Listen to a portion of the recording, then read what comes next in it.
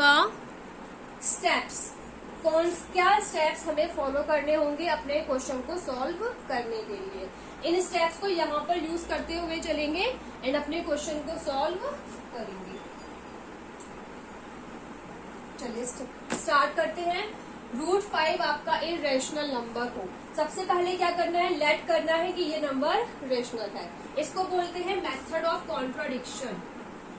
Method of contradiction मतलब कि जो हमने लेट करा है उसी को ही फॉल्स अगर हमने प्रूफ कर दिया, जो हमने लेट करा है अगर हमने उसी को ही फॉल्स प्रूफ कर दिया तो उस मेथड को हम बोलेंगे मेथड ऑफ कॉन्ट्राडिक्शन। कैसे ये वाला मेथड हमें फॉलो करना है, यहाँ पे बोला गया है कि प्रूफ करो कि √5 आपका इरेशनल नंबर हो। हम इस नंबर को सबसे पहले रेशनल मान लेते हैं। रेशनल मान लिया हमने, लेट कर लिया रेशनल नंबर। अब हमारी ये कोशिश रहेगी कि हम उस रेशनल नंबर को क्या प्रूफ कर दें, इरेशनल, कि वो रेशनल नहीं है। तो हमारा क्वेश्चन पूरा हो जाएगा। स्टार्ट करते हैं अपने स्टेप से। Step number 1, let rational number कौन सा लेना है, को-प्राइम नंबर्स लेने हैं। तो लेट कर लेते हैं, let √5 is a rational number. मान लिया कि ये नंबर एक रेशनल नंबर है। अगर ये नंबर रेशनल नंबर है तो हम इसे p/q की फॉर्म में लिख सकते हैं। तो हम इसे बोल देंगे कि √5 हमने लेट कर लिया है कि ये है p/q।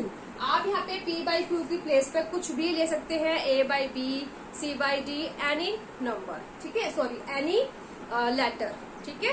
तो p, q, a, b, c, d, l, m उससे कोई भी कुछ भी इफेक्ट नहीं होता। तो p/q हमने यहाँ पे लेट कर लिया कि ये एक फ्रैक्शन है जो कि एक रेशनल नंबर है जिसके अंदर q बराबर नहीं है 0 के and p and q are co-prime number. And co-prime का मतलब क्या हुआ कि ऐसे number which only divisible by 1, जो ओनली 1 से ही डिवाइड हो उसे हम बोलते हैं को-प्राइम नंबर। चलिए अब हमने इसको लेट कर लिया कि ये नंबर p/q है। सेकेंड स्टेप क्या है, स्क्वेयरिंग बोथ साइड। आप इन दोनों की साइड स्क्वेयरिंग कर देंगे। सेकेंड स्टेप, फर्स्ट स्टेप ये रहा। Second step squaring both side. जब हमने स्क्वायर करा तो आया 5 = p² q²। ये हमारा स्क्वायर करने के बाद हमारा रिजल्ट आया। √5 का स्क्वायर करोगे, चेक कर लीजिए, √5 मल्टीप्लाई में √5, इसमें क्या होगा 5 1/2, 5 1/2, तो कितना बन जाएगा ये 1/2 + 1/2 5 बन जाएगा, ठीक है। तो √5 का स्क्वायर 5 एंड p का स्क्वायर p², q का स्क्वायर q²। उसके बाद अब हमें क्या करना है, यहाँ पर इस q को यहाँ भेज दीजिए एंड 5 को नीचे भेज दीजिए। तो इसके बाद हमने क्या करा, q² की वैल्यू निकाली जो कि आई है p²/5। इतने में कोई डाउट आपको नहीं होना चाहिए। हमने क्या करा, यहाँ से q² की वैल्यू निकाली, p²/5 यहाँ पे इसको भेज दिया, इसको हमने नीचे भेज दिया, ठीक है। उसके बाद आप इसको लेट कर लीजिए फर्स्ट आपकी इक्वेशन, ठीक है। अब क्या करना है, थर्ड स्टेप क्या है, थ्योरम 1.3 आपकी बुक में आपको दे रखी है। Third step theorem 1.3। थ्योरम 1.3 क्या बोलती है, थ्योरम 1.3 बोलती है कि कोई भी अगर आपके पास p नाम का प्राइम नंबर है, अगर p डिवाइड करता है a² को, अगर कोई नंबर है उसके स्क्वायर को अगर p डिवाइड करता है तो p डिवाइड करेगा a को भी। बात समझ में नहीं है, ये आपकी थ्योरम है। p डिवाइड्स अगर a² तो p डिवाइड करेगा a को भी। इसका मतलब क्या है, आपने कोई नंबर ले लिया a4, ठीक है, a² करेंगे तो कितना आएगा 16, p ले लिया 2। चेक करते हैं कि हमारा क्या मतलब था इस चीज का। तो p डिवाइड्स a², a² कितना था P डिवाइड्स ए स्क्वायर अगर P ए स्क्वायर को डिवाइड कर रहा है तो P डिवाइड ए को भी करेगा, यही कहना चाह रहा है ये थ्योरम। उसके बाद देख लीजिए ए स्क्वायर क्या था, ए स्क्वायर था 16, P क्या था 2, डिवाइड कर रहा है 8 आ गया। अब ए क्या है 4, P क्या है 2, डिवाइड कर रहा है 2 आ गया। मतलब कि अगर कोई भी नंबर किसी के स्क्वायर को डिवाइड करता है तो वो उसके स्क्वायर रूट को भी डिवाइड करेगा। एक्चुअल में क्या है 4 क्या है 16 का स्क्वायर रूट है। Is it clear? चलिए अब इसको थ्योरम थोड़ी सी अब हमने यहाँ पे समझ ली है। थ्योरम क्या थी, उसका कैसे रिलेशन हुआ नंबर्स के साथ, वो अभी हमने यहाँ पे क्लियर कर दिया। उसके बाद देखिए बच्चे, इसी को अब हम यहाँ पे अप्लाई करने वाले हैं। अगर p स्क्वायर 5 से डिवाइड होता है, अगर p स्क्वायर 5 से डिवाइड होगा तो मतलब कि p भी 5 से डिवाइड होगा, है ना भाई। अगर a स्क्वायर p से डिवाइड हो रहा है तो a भी p से डिवाइड होगा। सिमिलरली अप्लाइंग, यहाँ पे लिख दीजिए, if p square divides, if p is divides a square then p divides a। इसको आप यहाँ पर लिख दीजिए। एंड इसके मतलब इसकी वजह से क्या हुआ, इसकी वजह से हुआ कि भाई p भी डिवाइड होगा 5 से। मेरी बात को ध्यान से समझना, अगर p स्क्वायर 5 से डिवाइड हो रहा है, अगर a स्क्वायर p से डिवाइड होता है, अगर p स्क्वायर 5 से डिवाइड हो रहा है तो p भी a से डिवाइड होगा, मतलब कि फिर p भी 5 से डिवाइड होगा, तो p अपॉन 5। अब एक चीज देखिए, जो आपने यहाँ पे करा था 16/2 एंड 4/2, आपने यहाँ पे अभी एग्जाम्पल लिया था 16/2 एंड 4/2, दोनों के आंसर्स क्या सेम थे? दोनों के आंसर सेम थे? नहीं, दोनों के आंसर्स डिफरेंट थे। तो क्या इन दोनों के आंसर्स भी सेम होंगे? नहीं भाई। p स्क्वायर को जब हमने 5 से डिवाइड करा तो आंसर आया q स्क्वायर।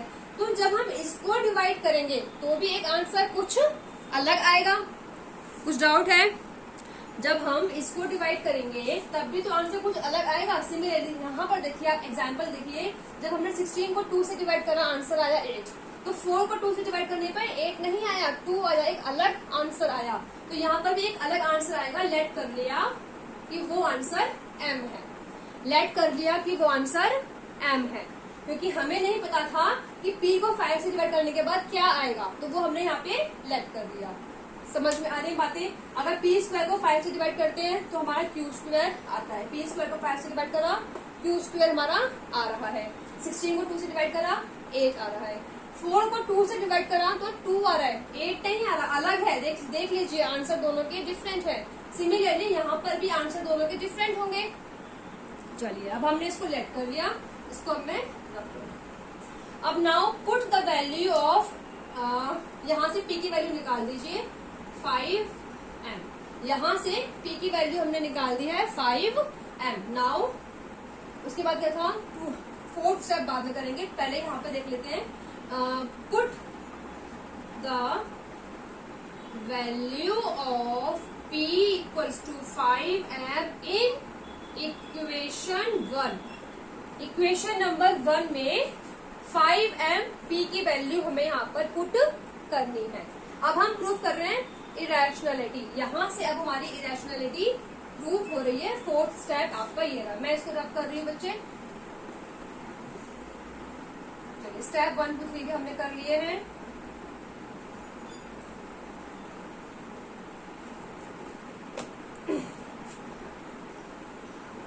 चलिए अब हमने जब वैल्यू p की value 5m equation number first में पुट करी तो हमको मिला q square is equal to 5m का स्क्वायर अपॉन 5। चेक कर लीजिए, p की वैल्यू कितनी है? p की वैल्यू 5m है, p की प्लेस पे रखा 5m, इसका स्क्वायर करना है, उसका स्क्वायर कर दिया, डिवाइडेड बाय 5। ओके, तो q स्क्वायर कितना हो गया? 25m square upon 5। कैंसिल हो गया, तो q स्क्वायर की वैल्यू आ गई है 5m स्क्वायर। ठीक है, यहाँ से m स्क्वायर यहीं पे भेज दो और q स्क्वायर अपॉन 5 कर दो। अब देखो यहाँ पे कॉन्ट्रडिक्शंस हो गई, यहाँ पे कॉन्ट्रडिक्शन हो गई। कैसे? p स्क्वायर भी 5 से डिवाइड हो रहा है। चलिए अभी थोड़ा सा इसको और सॉल्व करते हैं। अगर क्यू स्क्वायर 5 से डिवाइड हो रहा है, थोड़ा सा एक और स्टेप यहाँ पे सॉल्व कर देते हैं। थ्योरम नंबर 1.3 यहाँ पे फिर से लगा देते हैं और अच्छे से क्लियर हो जाएगा। क्यू स्क्वायर अपॉन 5 है, तो if Q square divided by 5, अगर क्यू स्क्वायर 5 से डिवाइड हो रहा है देन क्यू भी डिवाइड होगा भाई 5 से। अभी अभी हमने जाना इस चीज को, अभी अभी सेम हमने इस चीज को थ्योरम 1.3 में अभी अभी सीखी थी। अगर क्यू स्क्वायर 5 से डिवाइड हो रहा है तो क्यू भी डिवाइड होगा 5 से, मतलब कि क्यू अपॉन 5 भी होगा, क्यू भी डिवाइड होगा 5 से। अब आप देख लीजिए, आपने क्वेश्चन की स्टार्टिंग करी थी कि P बाई क्यू एक ऐसे नंबर है जो डिवाइड हो सकते हैं ओनली 1 से। क्या सीखा था आपने, क्या आपने लेट करा था, जो भी आपने लेट करा उसको आपने रॉन्ग प्रूव कर दिया, तो ये हो गया मेथड ऑफ कॉन्ट्राडिक्शन। कैसे रॉन्ग प्रूव करा, आपने ये लेट करा था कि P और Q दोनों नंबर एक ऐसे नंबर हैं, एक ऐसे को प्राइम है जो डिवाइड होते हैं ओनली 1, ओनली डिविजिबल बाय 1। यहाँ पर P 5 से डिवाइड हो रहा है, चेक कर लीजिए, P 5 से डिवाइड हो रहा है, Q 5 से डिवाइड हो रहा है, और हमने क्या लेट करा था, P और Q दोनों 1 से डिवाइड होने चाहिए। ध्यान दीजिए, ध्यान दीजिए, P और Q which only divisible by 1, and यहाँ पर हमने क्या, यहाँ पे एक और दे दीजिए इसको n। अब यहाँ पर क्या हो गया, दिस कॉन्ट्राडिक्ट्स, दिस